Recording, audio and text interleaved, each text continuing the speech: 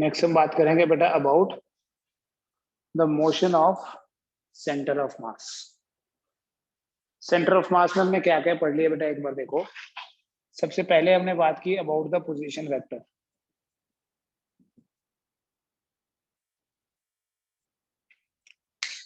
ठीक है, फिर हमने बात की velocity, position vector of centre of mass. Then we talked about velocity of center of mass, and finally हमने एक्सेलरेशन की बात की थी। हमने डिस्क्रीट सिस्टम भी पढ़ लिया और हमने कॉन्टिन्यूस सिस्टम की बात भी कर ली। Position vector of centre of mass RCM is equal to m1 r1। मैं टू पार्टिकल सिस्टम ही कंसीडर करके आपको बता रहा हूँ, divided by m1 plus m2। velocity of center of mass is VCM. It is equal to m1 v1 plus m2 v2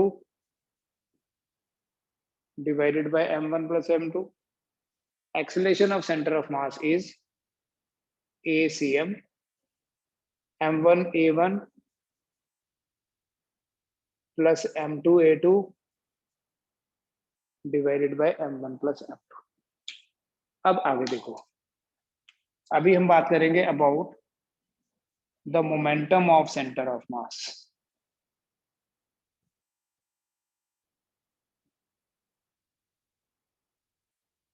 momentum of centre of mass.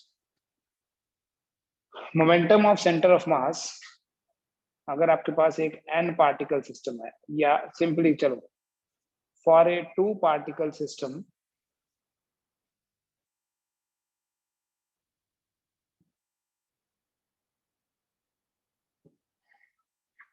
PCM means momentum of center of mass is equal to m into VCM। Momentum को कैसे define करते हैं? Momentum is the product of mass and velocity. So this is mass.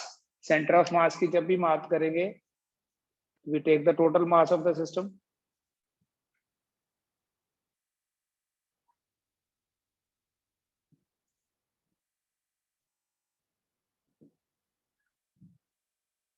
ठीक है।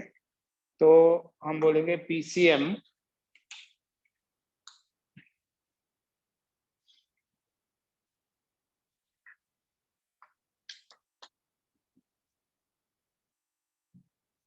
is equal to m, that is m1 plus m2 into VCM, that is equal to m1 v1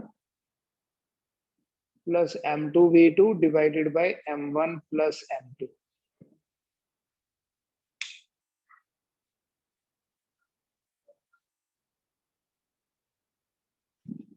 It means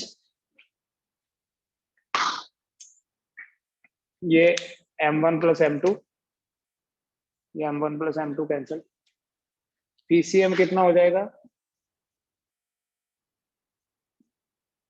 m1 v1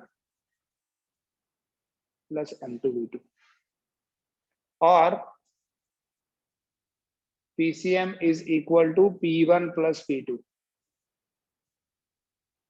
and बेटा अगर हमारे पास कोई n particle system होगा,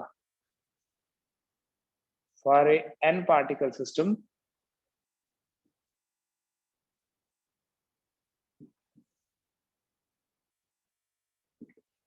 momentum of center of mass is equal to P1 P2 P3 so on up to Pn।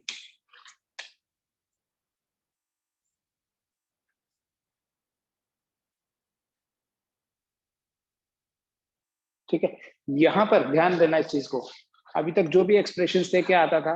जैसे VCM निकाला m1 v1 plus m2 v2 divided by m1 plus m2, लेकिन सिर्फ यहाँ पर ऐसा नहीं आ रहा है m1 p1 plus m2 p2 plus, ऐसा कुछ नहीं आया divided by. Simply momentum of centre of mass is equal to the vector sum of momenta of each particle. ये 2 पार्टिकल के लिए था, ये n पार्टिकल के लिए है. So the total momentum of center of mass of a system is equal to the vector sum of vectors है, momentum एक vector quantity है, is equal to the vector sum of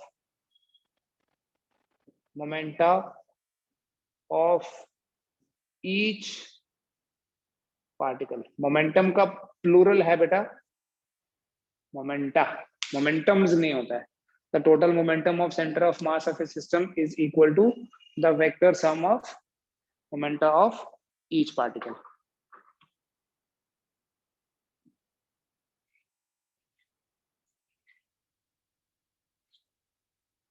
ठीक है, देखिए Newton second law of motion को यहां कैसे define करेंगे.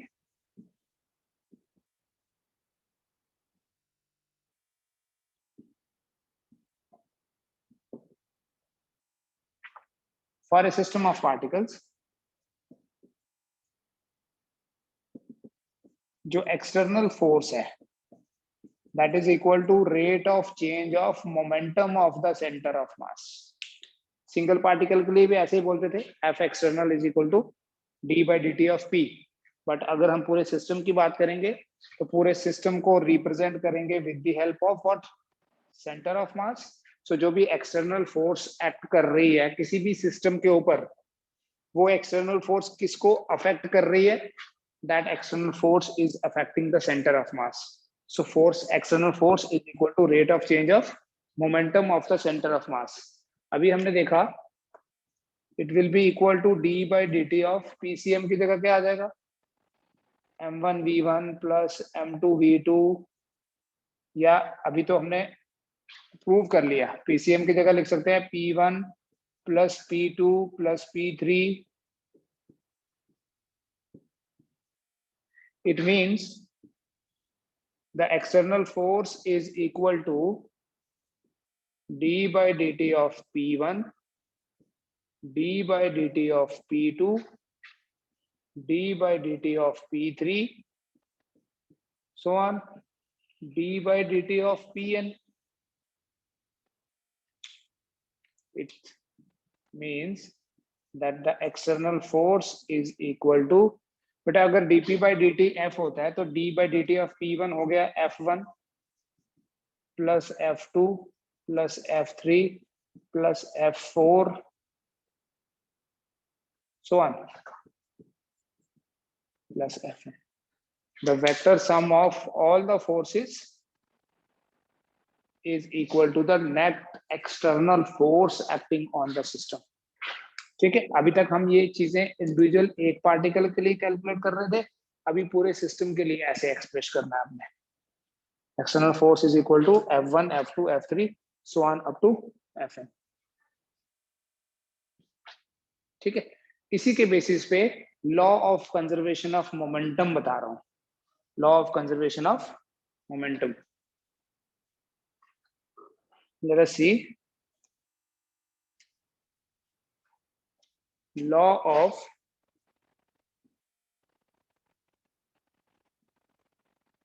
conservation of momentum of center of mass.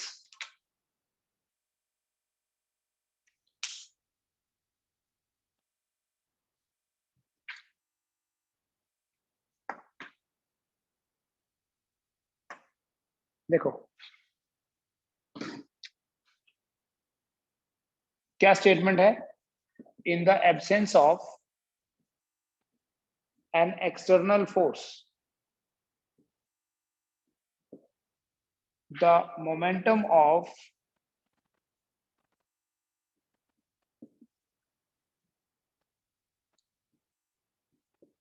Centre of mass remains conserved. अगर कोई एक्सटर्नल फोर्स नहीं है किसी एक्सटर्नल फोर्स की एब्सेंस में सेंटर ऑफ मास का जो मोमेंटम होगा इट विल रिमेन कंजर्व। कैसे देखो, अभी हमने पढ़ा कि एफ एक्सटर्नल जो है that is equal to d by d t of PCM. अगर ये एक्सटर्नल फोर्स जीरो होगी, if external force is zero, then d by d t of PCM is equal to zero. और अगर P की differentiation zero है तो इसका मतलब जो मोमेंटम होगा सेंटर ऑफ मास का वो मोमेंटम तो कांस्टेंट होगा। So in the absence of an external force the momentum of centre of mass remains conserved.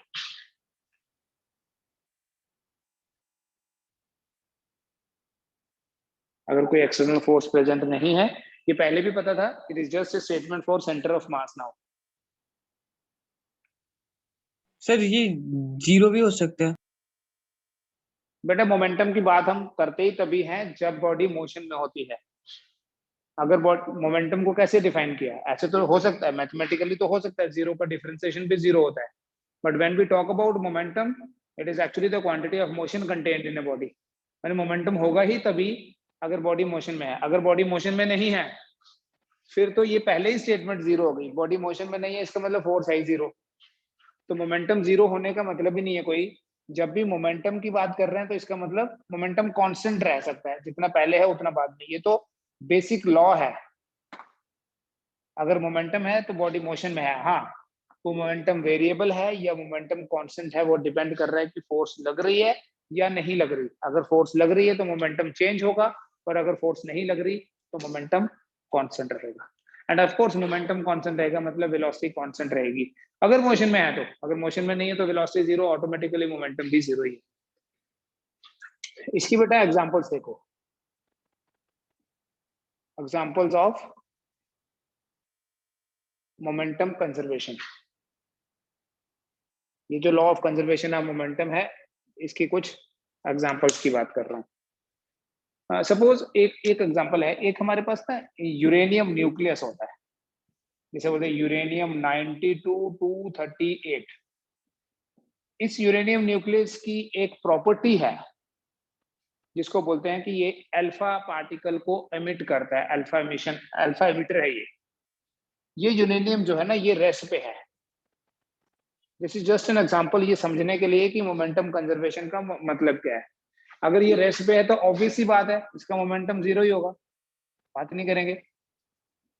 Momentum की कैलकुलेशन की तो हम बात नहीं करेंगे, पार्टिकल रेस्ट पे है मतलब उसका मोमेंटम जीरो है।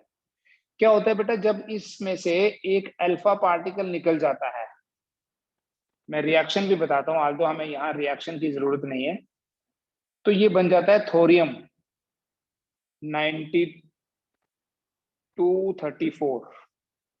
एटॉमिक नंबर है इसका 90, मास नंबर है 234, और ये alpha particle actually helium nucleus होता है He24।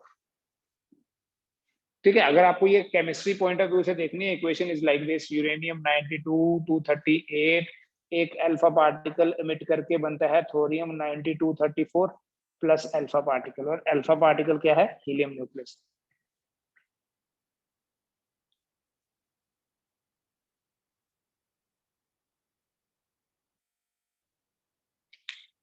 देखो बेटा, ये यूरेनियम रेस्ट पे है, अगर ये रेस्ट पे है तो इसका मोमेंटम जो है वो जीरो है, मोमेंटम इज जीरो। और इन दोनों का भी मोमेंटम फिर जीरो ही होना चाहिए, क्योंकि इसने जो अल्फा पार्टिकल एमिट किया वो किसी एक्सटर्नल फोर्स के कारण नहीं, वो तो इंटरनल फोर्सेस की वजह से हुआ। तो जब ये अल्फा पार्टिकल को एमिट करेगा it will get converted into thorium. Since इसका इनिशियल मोमेंटम जीरो है, फाइनल मोमेंटम भी जीरो होना चाहिए। ठीक है, तो initial momentum zero, final momentum मान लो थोरियम का, ऐसे तो मास नंबर 234 है, हम बोल सकते हैं 234 AMU। मैं ऐसे लिखता हूँ, MT VT, mass of thorium, velocity of thorium, plus M alpha V alpha, MTVT plus M alpha V alpha. Therefore, MTVT is equal to minus of M alpha V alpha. So बेटा VT कितना हुआ, what is velocity of thorium? अगर आप यहां से देखना चाहो, velocity of thorium will be minus m alpha v alpha divided by mass of thorium. ठीक है, इसका मतलब ये हुआ कि जब ये यूरेनियम न्यूक्लियस एक अल्फा पार्टिकल को एमिट करेगा,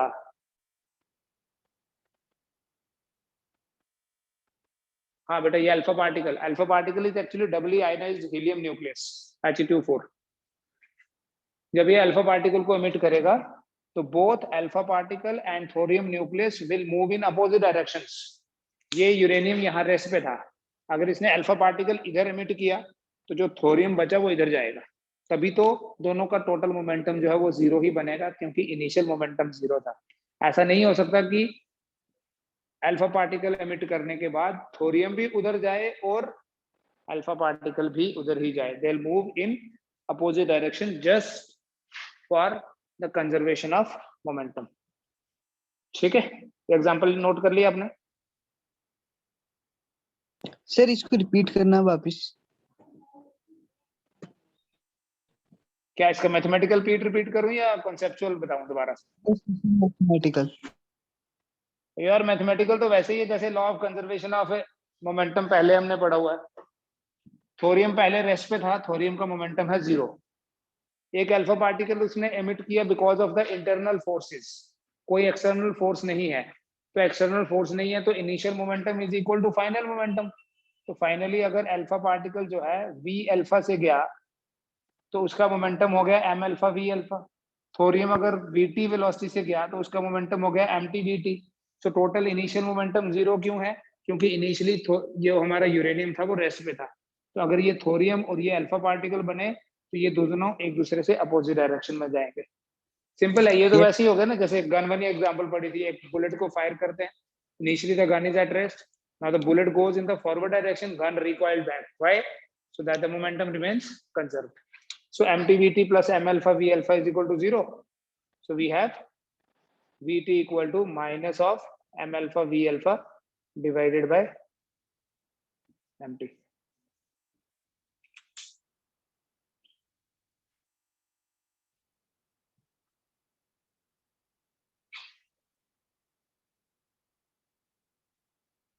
मतलब ये कि मोमेंटम कंजर्वेशन के लिए the alpha particle and the thorium nucleus will move in opposite directions.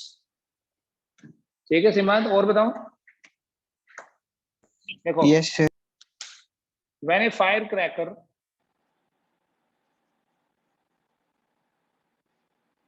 explodes in mid-air,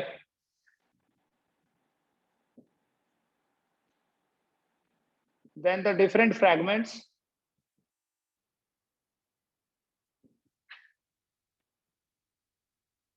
fly off in different directions. Different fragments fly off in different directions. जैसे मान लो ऐसे एक फायर क्रैकर हमने यहाँ से ऐसे फेंका और ये फायर क्रैकर जैसे यहाँ पहुंचा है तो ये एक्सप्लोड हो गया, कोई ऐसे चला गया, कोई ऐसे चला गया, कोई ऐसे चला गया। The centre of mass will move along the same path. This is the path of CM. When a firecracker explodes in mid-air, then the different fragments fly off in different directions, but the center of mass remains along the same path. Centre of मास जो है वो उसी path के along move करता रहेगा, मतलब centre of मास को कोई इफेक्ट नहीं होगा because there is no external force. ये जो एक्सप्लोजन हुआ है ये इंटरनल फोर्सेस, उसके अंदर मटेरियल वैसा था जिसके कारण ये एक्सप्लोजन हुआ। So in the absence of an external force the centre of mass always have a constant momentum.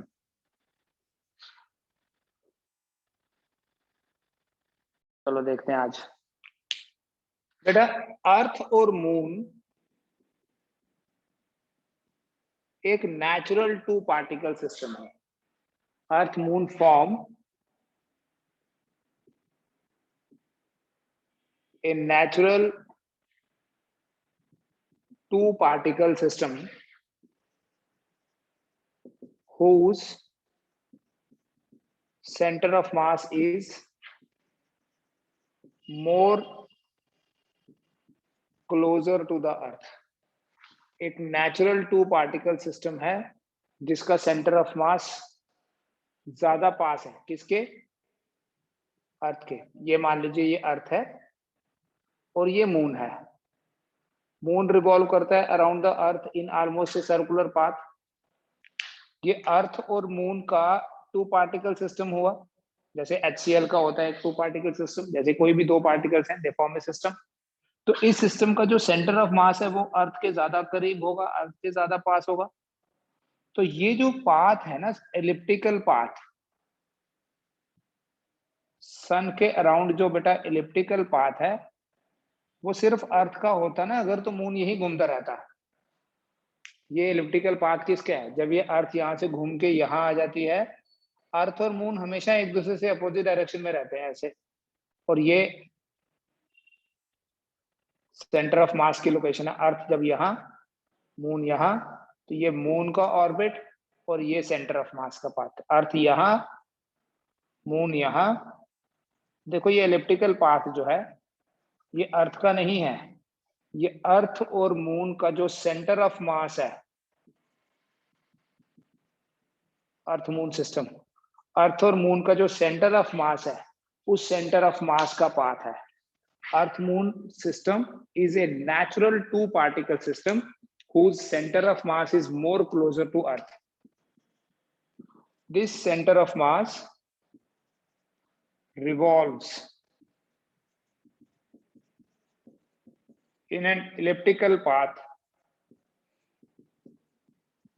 around the sun. The center of mass moves in an elliptical path around the sun. ये जो center of mass है ये सन के around elliptical path में move करता है। It is not कि सिर्फ अर्थ रिवॉल्व करती है या सिर्फ मून रिवॉल्व करता है।